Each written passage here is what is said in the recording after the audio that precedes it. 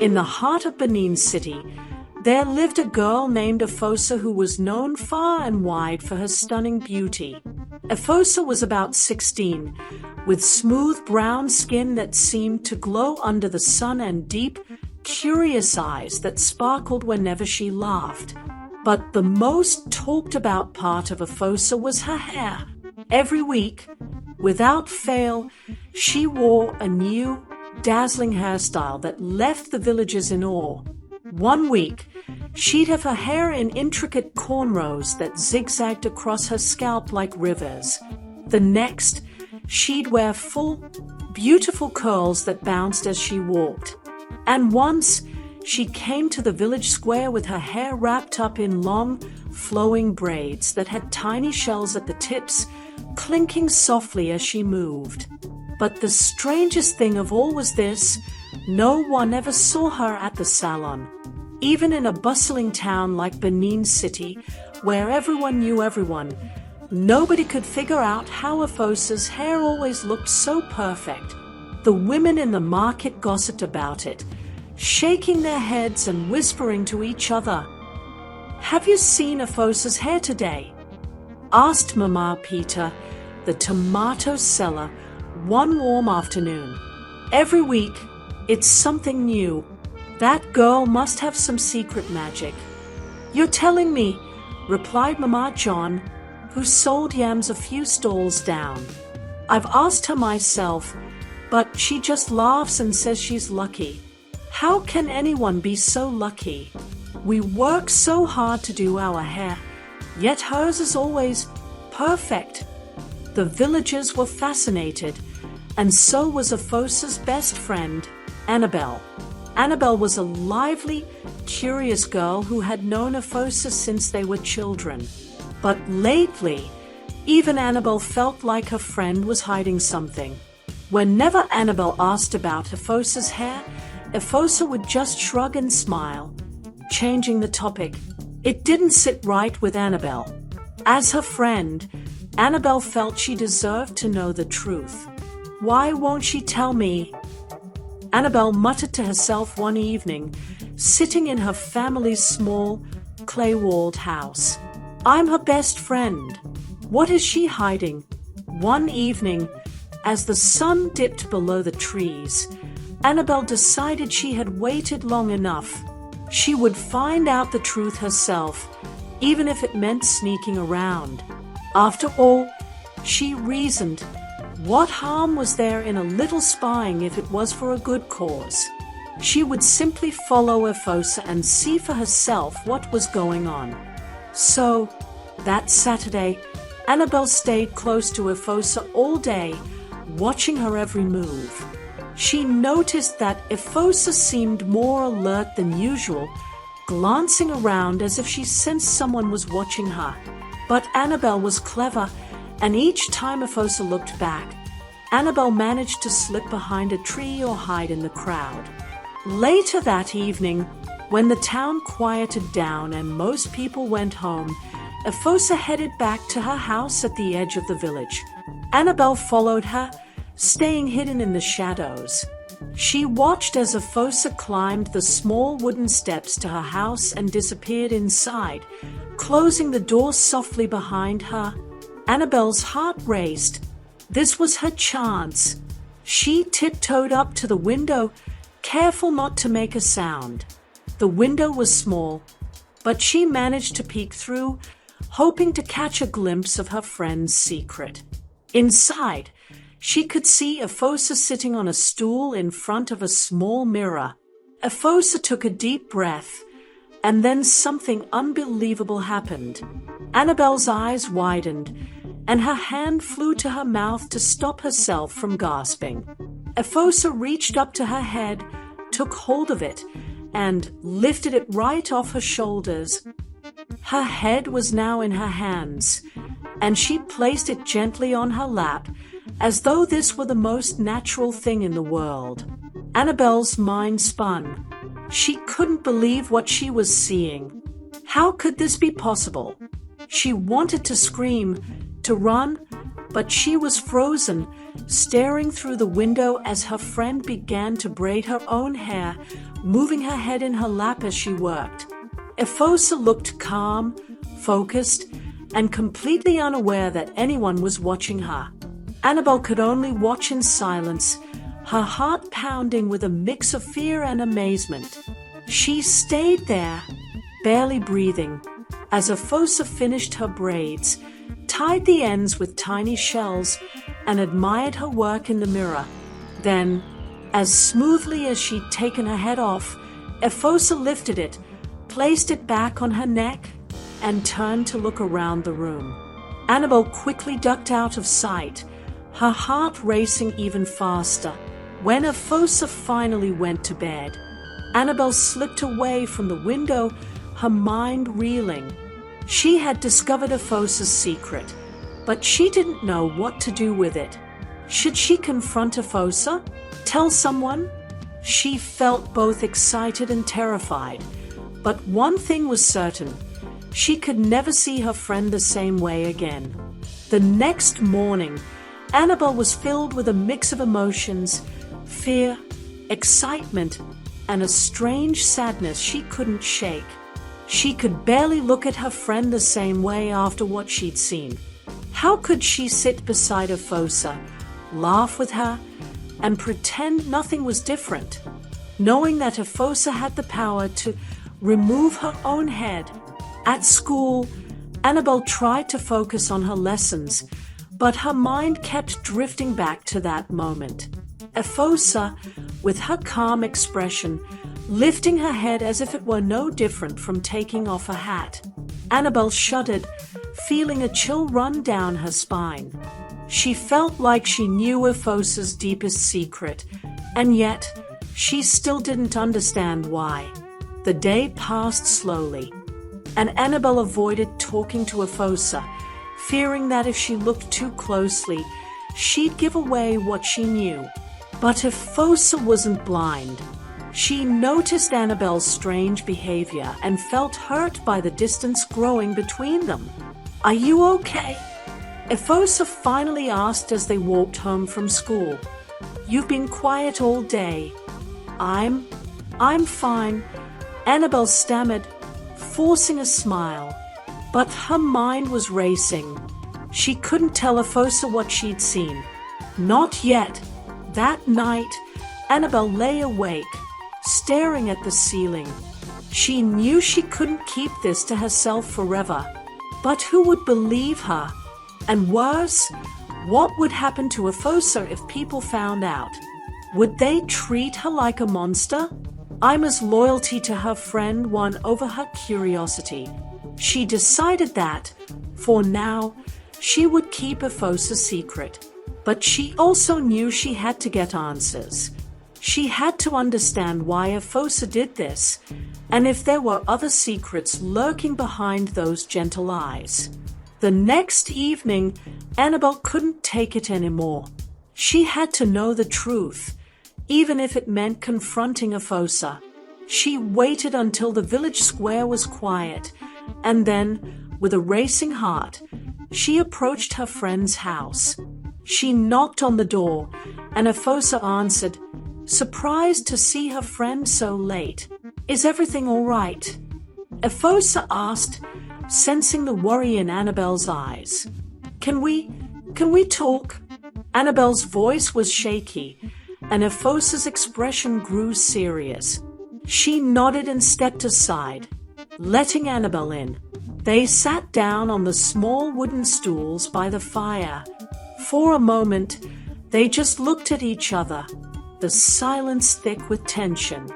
"Efosa, I know about your hair," Annabelle began, her voice barely above a whisper.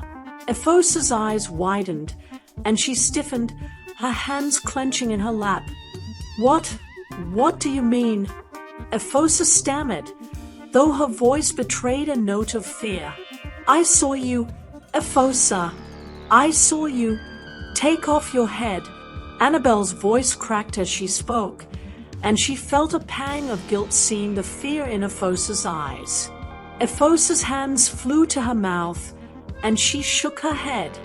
You were watching me. I didn't mean to, Annabelle said quickly. But I couldn't stop myself. I just had to know why your hair is always so perfect. Efosa, why didn't you tell me? I'm your best friend. Efosa took a deep breath, her face pale. She looked away, ashamed. I'm sorry, Annabelle. I never wanted you to find out. It's dangerous. Annabelle's voice softened, her anger melting into worry. Efosa, what do you mean? With a trembling voice, Efosa told Annabelle her story. She explained how, ever since she was little, she'd had this strange ability. Her grandmother had told her it was a gift passed down through the women in their family. She warned Efosa never to tell anyone, as it was a secret meant to be kept hidden from the world. Why keep it hidden? Annabelle asked, her voice full of sympathy. Because, Efosa whispered, her eyes glistening, if anyone finds out, the magic weakens. I'll lose the power to do it safely, and I don't know what would happen then. Annabelle's heart ached for her friend. She reached over and took Efosa's hand, squeezing it gently. I'm sorry, Efosa. I didn't mean to put you in danger. I was curious, and I promise I won't tell anyone. I'll keep your secret, no matter what. Efosa looked at her friend, a tear slipping down her cheek. Thank you, Annabelle. You don't know what this means to me. For a while, things seemed to settle. Annabelle and Efosa grew close again, and Annabelle kept her promise, guarding her friend's secret fiercely. But as the days went on, Efosa noticed something troubling. Her magic didn't feel as strong as before. When she tried to remove her head to style her hair, it felt heavier, and the process left her weak and exhausted. One night, as Efosa struggled to lift her head, she felt a sharp pain shoot through her neck. She gasped, her hands trembling. Her magic was weakening, just as her grandmother had warned. And it could only mean one thing. Someone, somewhere, had spoken about her secret. She confronted Ima the next day, her face pale with worry. Did you tell anyone, Annabelle? Did you tell anyone what you saw? Ima looked hurt. Of course not, Efosa. I promised I'd keep your secret. But Efosa couldn't shake the feeling that her power was slipping away, and she grew distant, suspicious of even her closest friend. She spent hours alone in her room, trying to strengthen her magic, but the pain grew worse each time she removed her head. She was terrified. What if her power disappeared completely? What would she do then? Meanwhile, the villagers began to notice Efosa's change. Her hair wasn't as perfect, and she seemed weaker, distracted. The rumors grew louder, and whispers spread that something strange was going on. Mama Peter and Mama John exchanged worried glances, convinced that Efosa's beauty had been hiding something dark all along. One night, as Efosa struggled to braid her hair, Annabelle came to visit. She found Efosa sitting by her mirror, tears in her eyes, holding her head in her hands, but unable to complete her braids. Annabelle's heart broke as she watched her friend suffer, and she rushed to her side. Efosa, please, let me help you, Annabelle whispered, reaching for her friend's hand. But Efosa pulled away, her voice choked with fear and anger. No, Annabelle, I don't need your help. I need my power back. The words stung, and Annabelle fought back tears. She felt helpless, unsure how to help her friend. The two girls sat in silence, separated by secrets, fears, and the growing rift between them. Efosa felt herself growing weaker with each passing day. Her magic wasn't just fading, it was failing her completely. The pain was constant now, and each time she attempted to remove her head, she felt as if her body would break. She had no idea what would happen if her magic disappeared altogether, but she was too scared to find out. Desperate, Efosa finally confided in Annabelle. She couldn't bear the strain alone any longer. "Annabelle, I need help," Efosa whispered one evening, her voice weak. "I'm afraid my power, it's leaving me." Ima's heart ached at the sight of her friend looking so helpless. "Efosa, maybe we can find someone who knows what to do. Maybe the village elder? She knows about old magic and secrets. Maybe she can help." Efosa hesitated. The village elder, Mama Jonathan, was known for her wisdom and knowledge of ancient ways. But she was also strict, not someone who looked kindly on those who broke the rules of secrecy. Seeing her friend's fear, Annabelle put a comforting hand on her shoulder. "I'll be with you, Efosa. You don't have to face this alone." After a tense silence, Efosa nodded. "All right, we'll go see Mama Jonathan." The next day, they made their way to Mama Jonathan's home at the edge of the village. The old woman was sitting on her porch, her gaze sharp and watchful. She seemed to sense their presence before they spoke, her eyes narrowing as she studied the girls. "You come seeking answers," Mama Jonathan said, her voice low and knowing. "Efosa, child, I know what you are." Efosa's heart skipped a beat. She opened her mouth to speak, but Mama Jonathan raised a hand to silence her. "You are part of a lineage of women with powerful magic. A gift, yes, but one that comes with rules," she said, her eyes never leaving Efosa. "When you shared this secret with anyone, even one you trust, you weakened your bond with the magic. The trust must be kept sacred." Efosa swallowed hard. She felt the weight of guilt pressing down on her. "But Mama Jonathan, I couldn't keep it to myself. I didn't know it would be this way." Mama Jonathan sighed, a hint of sympathy in her voice. "And yet, you broke the rule, but all is not lost." She leaned in closer, her eyes glinting with a strange light. "There is a way to restore your power." Efosa's heart leapt. "Please, tell me what I must do." Mama Jonathan glanced at Annabelle, then back at Efosa. "The magic can be restored, but a sacrifice must be made. You must give up something precious to you, something from the heart." Efosa felt a lump form in her throat. What could she possibly give? Her most precious possession was her gift itself. She looked down, struggling to think, until Annabelle spoke up, her voice determined. What if I made the sacrifice for her?" Annabelle offered, her voice trembling but resolute. Efosa turned to her, her eyes wide. "Annabelle, no, I can't let you do that." But Annabelle shook her head, her gaze unwavering.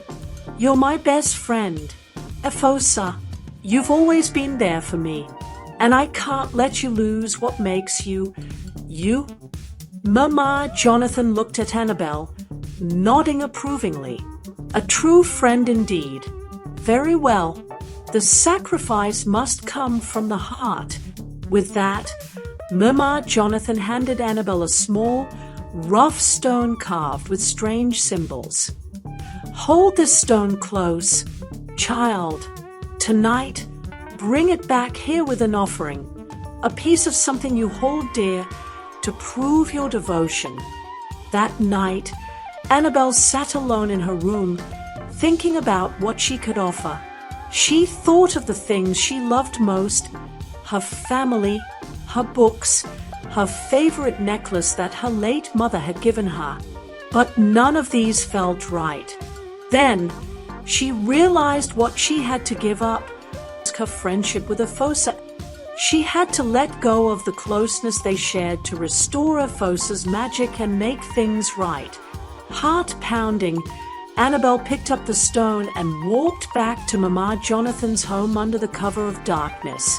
When she arrived, she placed the stone at Mama Jonathan's feet, along with a small note she'd written to Efosa. "I'm offering you my friendship," she whispered, her voice breaking. "For Efosa's magic to return, I'll stay away. I'll make sure her secret is safe forever, even if it means we can't be close anymore."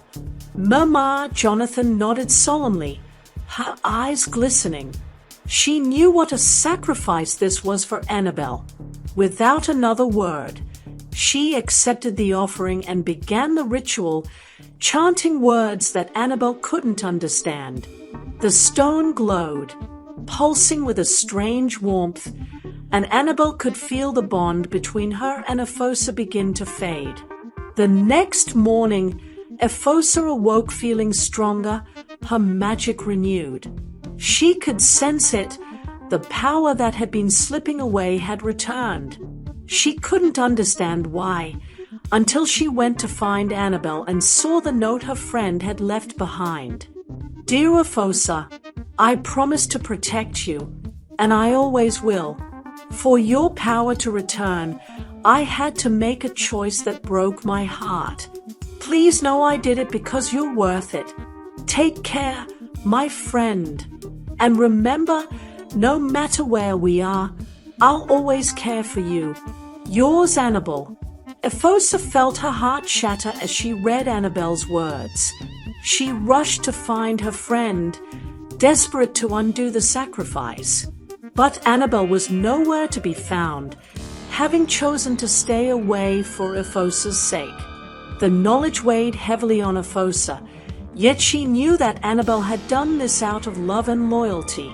And from that day on, Efosa carried her friend's sacrifice in her heart, her hair always shining brightly as a reminder of the friendship that had been stronger than magic.